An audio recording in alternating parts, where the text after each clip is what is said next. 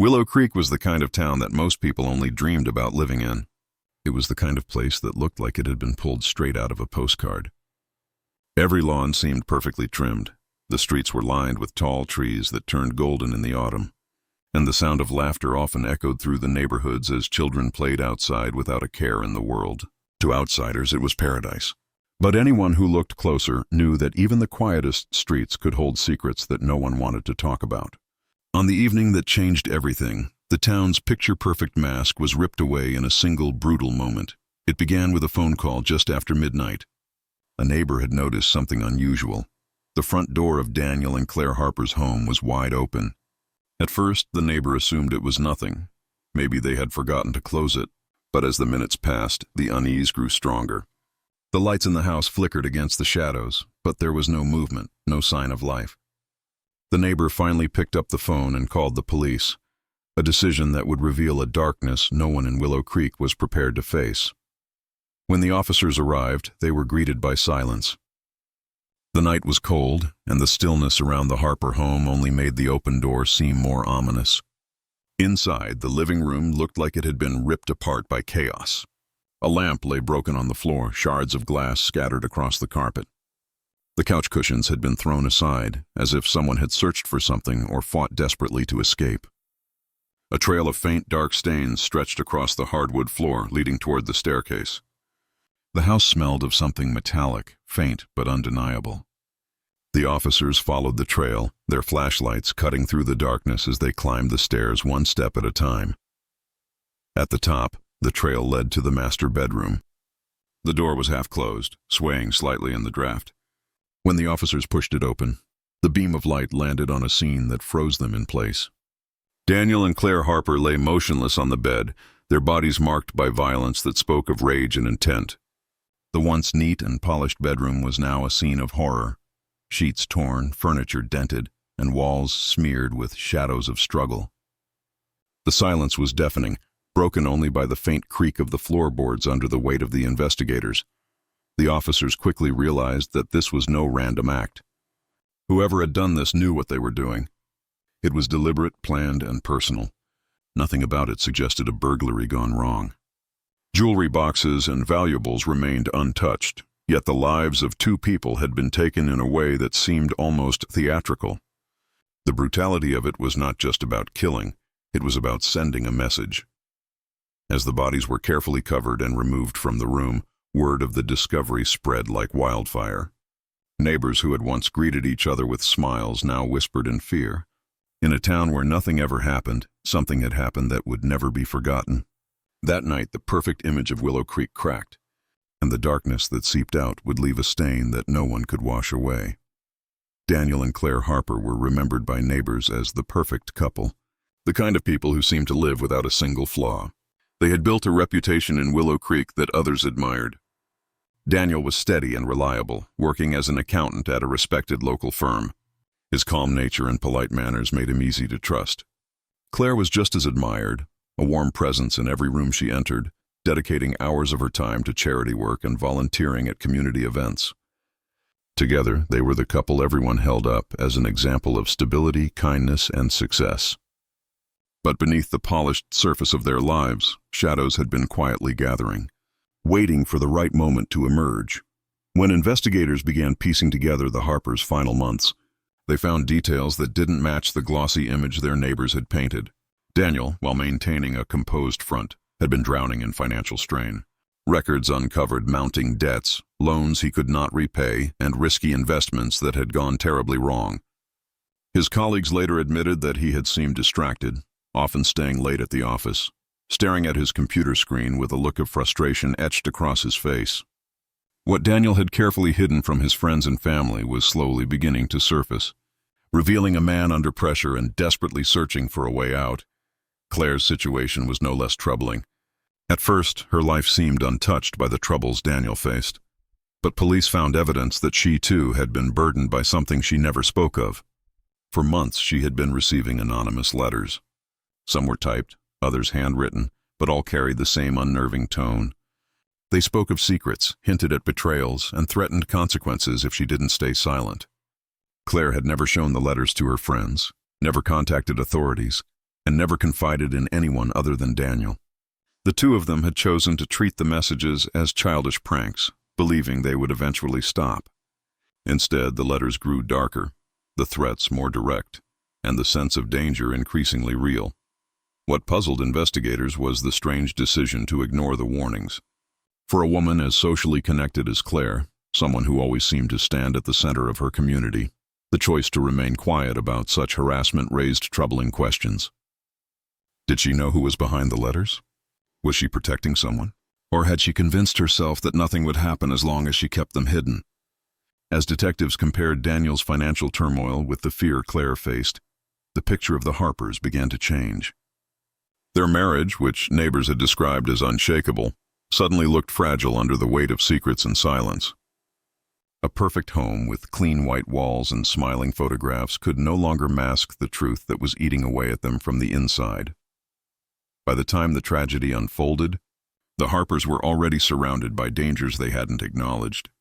Debt, secrecy, and threats had closed in from every side, and it seemed inevitable that someone, somewhere, would take advantage of those weaknesses.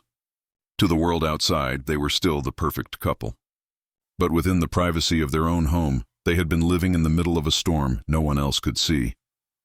And that storm had finally broken on the night they lost their lives. Thomas Green had lived next door to the Harpers for nearly a decade, though most people in Willow Creek knew little about him. He was the kind of neighbor who never attended community events, rarely spoke to anyone, and kept his curtains drawn long after the sun had risen. His reclusive lifestyle earned him a reputation as strange, even unsettling, but not dangerous. That perception began to change once investigators turned their attention toward him in the days following the Harpers' deaths. The suspicion started small, with reports from residents who claimed they had seen Thomas wandering near the Harpers' house on the night everything happened. His presence, combined with his odd reputation, was enough to make him a person of interest. Detectives began digging into Thomas's past, uncovering a series of incidents that painted him in a more troubling light. Years earlier, he had been arrested for trespassing on private property, though the charges were eventually dropped. He had been known to wander through backyards at night, claiming he was simply taking walks to clear his head. There were also vague accounts of him watching people from his porch for hours, never speaking, just observing. Though none of this was criminal in itself, it created an image of a man who lived on the edges of society, someone who had always been different enough to make others uneasy. The night patrol logs provided another piece of the puzzle. A passing officer had seen Thomas standing near his own driveway around the same time the Harpers' house fell silent. It wasn't enough to prove anything, but it was enough to raise questions. Why had he been outside so late, especially when the rest of the street was dark? His explanation, that he had simply been smoking and couldn't sleep, did little to ease suspicions. The breakthrough came when investigators searched his property. Hidden in the shed behind his house, buried under old newspapers and tools, they found a small wooden box. Inside were items that could not be explained away. A necklace belonging to Claire Harper rested at the bottom, tangled with a set of house keys that matched the Harpers' locks. Alongside these was a folded piece of paper bearing words eerily similar to those written in the anonymous letters Claire had received. To the detectives, it seemed like damning evidence. News of the discovery spread quickly through Willow Creek, and with it, fear. Neighbors who had once dismissed Thomas as eccentric now saw him as something darker. They whispered about the nights he stayed awake, the strange noises coming from his house, the way he had always avoided eye contact. The idea that someone who had lived only a few feet away could have committed such a brutal act was almost too much to accept. Yet even as police tightened their focus on him, doubts remained. Something about the box felt too convenient, as though it had been placed there deliberately. Thomas himself insisted he was innocent, claiming he had no idea how the Harpers' belongings ended up on his property. His protests might have been expected, but the forensic team noticed small details that didn't quite add up. No fingerprints of his were found on the necklace. The handwriting on the paper didn't match samples taken from him. The discovery created more questions than answers. If Thomas wasn't responsible, then who had planted the evidence, and why? Was he being framed to take the fall, or had he been involved in a larger plan that had not yet come to light? The deeper the investigation went, the more it seemed that Thomas Green was not the simple recluse people had always believed him to be. Whether guilty or not, his life was about to be dismantled piece by piece as the hunt for the truth closed in. Just as investigators prepared to bring formal charges against Thomas Green, the narrative of the case shifted in a way no one expected. The discovery of Claire Harper's necklace and the anonymous note inside his shed had seemed like the final nail in the coffin. To the police, it was almost too straightforward. A troubled loner with a history of odd behavior and stolen belongings from the victims. But forensics rarely lies, and when the lab results came back, everything turned upside down. The fingerprints lifted from the necklace didn't match Thomas at all. Instead, they belonged to someone whose name hadn't yet been mentioned in the case. Michael Harper, Daniel's younger brother. Michael had been present on the night of the discovery, standing among grieving family members and offering words of shock and sorrow. To everyone who saw him, he looked devastated, his face pale as he watched investigators carry his brother's body from the house.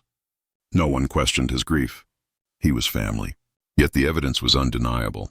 The necklace bore his prints, and further investigation revealed even more troubling details. Bank statements showed that Michael had been financially dependent on Daniel for years. He had borrowed large sums, often promising to pay them back but never following through. Friends described him as jealous of Daniel's success, resentful of the respect and admiration his older brother received. Detectives began to re-examine Michael's role, wondering if his grief had been an act. Witnesses came forward, recalling heated arguments between the brothers over money. There were even rumors that Daniel had threatened to cut Michael off entirely just weeks before the tragedy. The financial strain Michael faced was becoming clearer, debts piling up, creditors pressing for repayment, and a lifestyle he couldn't afford without his brother's support. Motive, opportunity, and evidence were now converging in a way that cast him as the prime suspect. Yet the lingering question remained: how had Claire's belongings ended up in Thomas Green's shed? The discovery no longer fit as neatly as it had before. If Michael was behind the crime, then someone had gone to great lengths to shift suspicion elsewhere. The neatness of the planted evidence began to look deliberate, like a smokescreen designed to divert attention away from the family and toward the strange neighbor who already lived under a cloud of suspicion. Detectives considered the possibility of collaboration. Could Thomas and Michael have known each other? At first it seemed unlikely. The polished accountant's brother and the reclusive neighbor shared little in common. But when investigators traced phone records and messages, surprising connections emerged. Michael had, in fact, contacted Thomas several times in the months leading up to the murders. The nature of the conversations was unclear, but the timing suggested something more than coincidence. The picture was becoming more complicated, and with it, the town's sense of certainty began to collapse. Neighbors who had once whispered about Thomas now turned their attention toward Michael, the grieving brother whose mask was slipping under the weight of evidence. Yet doubts persisted because every new discovery only seemed to raise more questions. If Michael had the motive and Thomas had the reputation, where exactly did the truth lie? The deeper the investigation went, the more tangled the threads became. What once looked like a single act of violence was starting to resemble a carefully woven scheme, one that required both planning and deception. Whoever orchestrated it had counted on appearances, on the town's willingness to believe in the guilt of the outcast, while overlooking the cracks in the family portrait. For the investigators, it was no longer a matter of finding who was guilty. It was a race to uncover how many people had been involved, and what had truly unfolded on that fateful night. The turning point came when investigators gained access to a set of encrypted messages retrieved from an old phone hidden inside Michael Harper's belongings. At first glance, the texts appeared fragmented, coded in vague phrases that didn't make much sense. But when pieced together, the truth began to emerge. The messages were between Michael and Thomas, and they revealed an alliance that no one in Willow Creek had ever imagined. The grieving brother and the odd neighbor had been in contact for months, bound together by resentment and desperation. What unfolded through those messages was the chilling outline of a plan that explained everything: the planted evidence, the staged chaos, and the calculated attempt to frame someone who was already an easy target. Michael's motive was clear enough. He had grown tired of living in his brother's shadow, tired of begging for money while watching Daniel live a life of stability and admiration. The jealousy that simmered quietly for years had finally boiled over. But he lacked the nerve to act alone, and that was where Thomas came in. Thomas carried his own bitterness, a resentment toward the Harpers and their perfect image.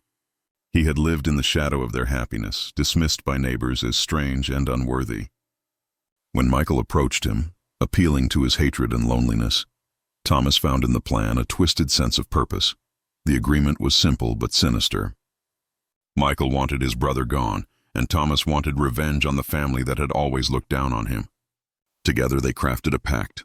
Michael would provide access and knowledge of the Harpers' routines, while Thomas would handle the more physical aspects of the crime.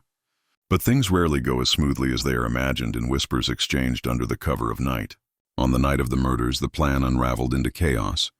Daniel and Claire fought harder than expected, leaving behind a scene of violence far more brutal than either man had anticipated.